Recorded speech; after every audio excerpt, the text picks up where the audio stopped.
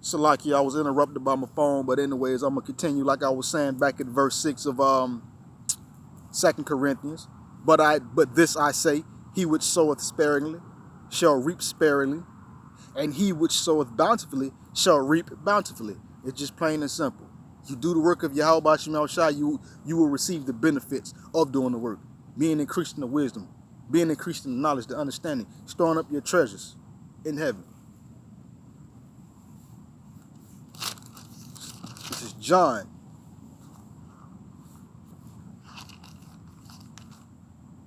chapter 9, verse 4. And this was the Lord speaking. It says, I must work the work. So like I must work the works of him that sent me while it is day. The night cometh when no man can work. So this was Yahweh Shai speaking. He was saying, I got to do the work. I got to do what I'm supposed to do while it is day. I got to work while it is day, because the night is going to come when no man can work. One day, sometimes in the future, the famine of the word is going to come. In the near future, the famine of the word is going to come.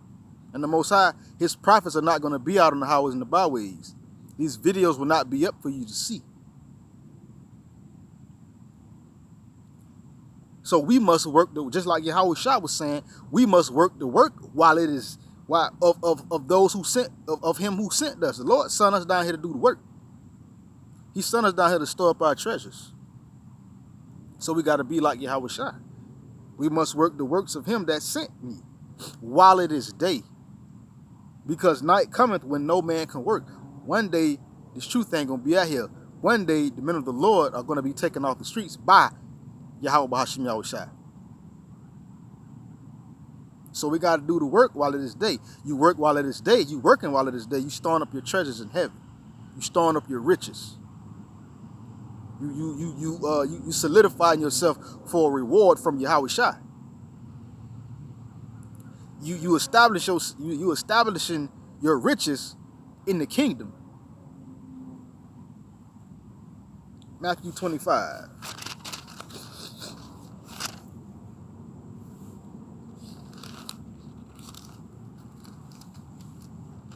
I'm going to start at verse 14. It says, for the kingdom of heaven is as a man traveling into a far country, who called his own servants and delivered unto them his goods. That's how the kingdom of heaven is. I'm going to continue. We'll say Yahweh Shai is that man that has traveled into a far country. Right now, he on the right hand of the Father, awaiting orders, awaiting instruction to come back and redeem his people. So while the Lord is gone, while he's traveled into that far country, we, his servants, he has left us his goods, his money, so we can flip it. The Lord has invested in us, and he's looking for a return in his investment. But continuing.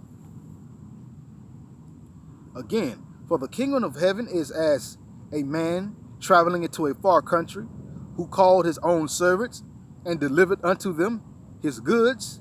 Verse 15, and unto one he gave 5 talents, to another 2, and to another 1, to every man according to his several abilities, and straightway took his journey. So the Lord has given us a measure of talent, or talents. Some of us he gave 5 talents. Some of us he gave 2 talents. Some of us he gave 1. But nonetheless, the Lord has invested in us. He has invested his money in us so that we can flip his money. He invested in us so that we can store up our treasures in heaven. Verse 16.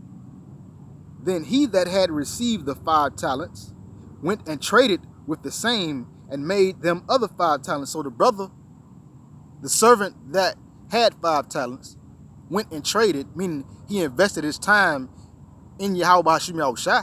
He was obedient. He did the work while it was day. And in that, he received 5 more talents. We'll say it like this. He increased in the wisdom and knowledge of Yahweh Hashem Yahweh Shai. And that's what we're supposed to do. The Lord give us something, we're supposed to flip that, increase in that. We're supposed to store up our treasures. Verse 17. And likewise, he that had received 2, he also gained another 2. So the servant that received 2 talents gained another 2 talents. In reference, that brother or brothers gave their time to Yahweh Hashem Yahushua. You know, we're just using this as a comparison.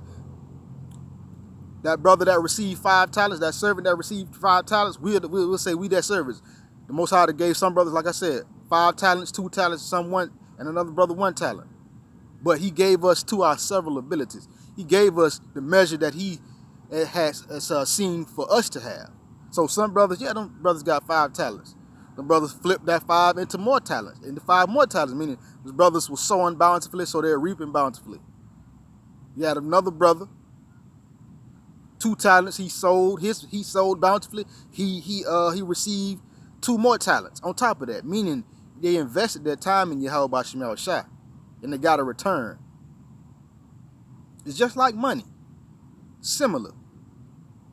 You invest the money that the Lord has given you, and you receive more back than you invest. I.e., you invest your time in Yahweh B'Shem Yahushua, and you receive a recompense for that. But again, and likewise, he that had received 2 talents also gained another 2. Meaning, we'll say, in reference to, they sold their time into Yahweh B'Shem Yahushua. They stored up their treasures. They didn't hold nothing back. The Lord invested in them, and the Lord got a return. It's the same thing with us. The Lord has invested in us, and He's going to get a return. As long as we give ourselves and our time to Yahweh B'Shem Yahushua as we're supposed to do. This is how we store up our riches. We can't store up riches not doing the work.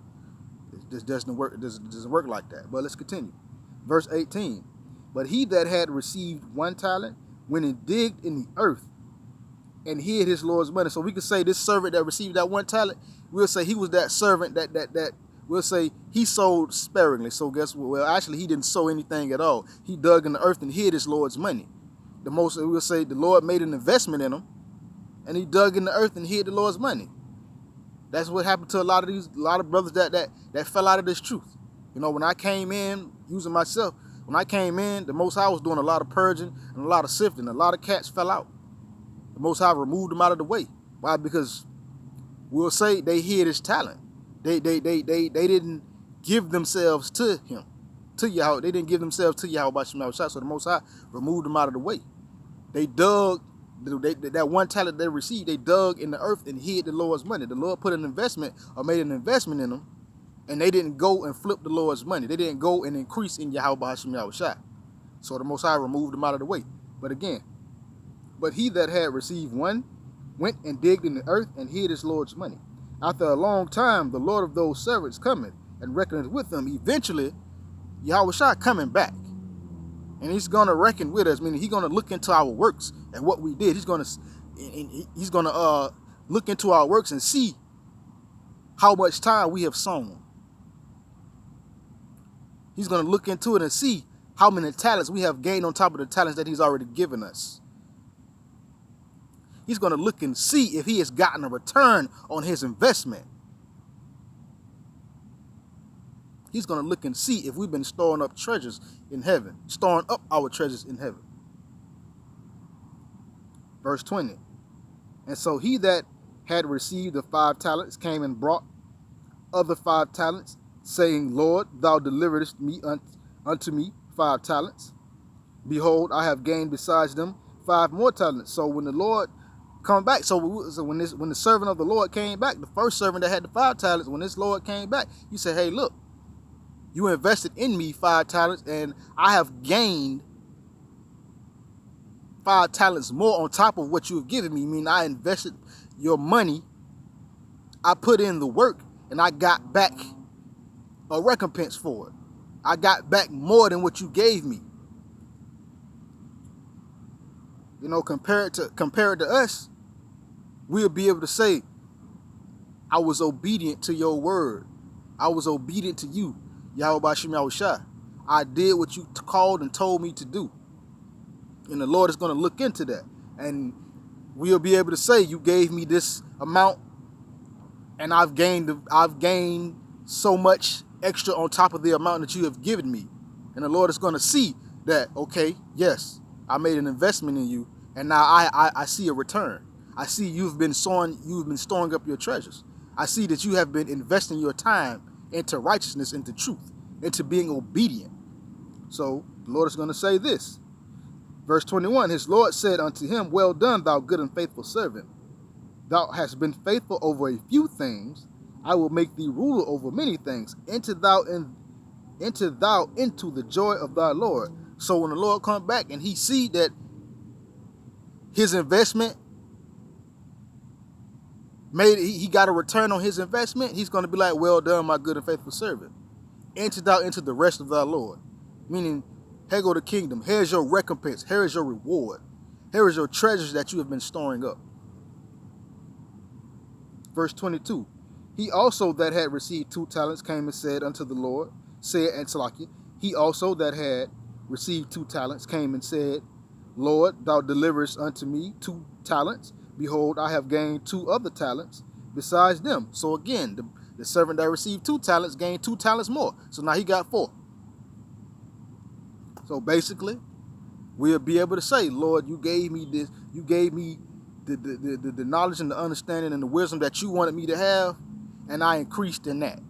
And I taught and I did your will according to the way you wanted me to do it. We'll be able to say that, and we'll be able to hear, well done, my good and faithful servant. But again, let's continue. And his Lord said unto him, well done, good and faithful servant. Thou hast been faithful over a few things. I will make thee ruler over many things. Enter thou into the joy of thy Lord. So when we doing what we're supposed to do according to Yahweh Hashem Yahushua, when the Lord come back and he look into our works, he makes inquisition into our works, we'll be able to hear, well done, thou good and faithful servant. We'll be able to hear that. Why? Because we did what we're supposed to do. We invested our time. The Lord invested in us. We invested our time back in the Lord by doing the work, by studying, by going out to the highways and the byways, living according to the law, statutes, commandments, the way the Lord told us to do it.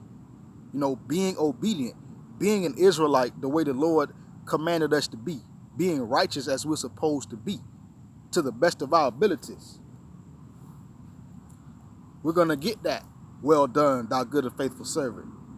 You have been faithful over a few things, so now I'm going to make you ruler over many, over much. Basically, you have done well.